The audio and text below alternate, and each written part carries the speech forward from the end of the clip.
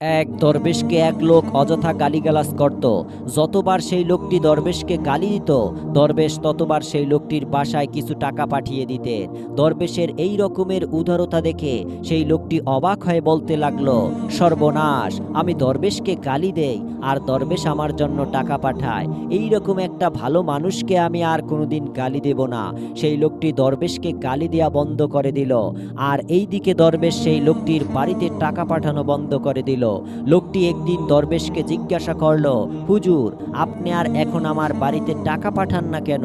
দরবেশ তখন বলল, শোনো মিয়া, যখন তুমি আমারে গালি দিতা তখন তোমার ন্যাক আমলগুলো আমার আমল নামায় জমা হতো, আর আমার গুনাহগুলো তোমার আমল নামায় চলে যেত। বিনা পরিশ্রমে আমি অনেক সওয়াব পেয়ে যেতাম, যার কারণে খুশি হয়ে গালি দেওয়ার পারিশ্রমিক হিসাবে তোমার বাড়িতে কিছু টাকা পাঠিয়ে দিতাম।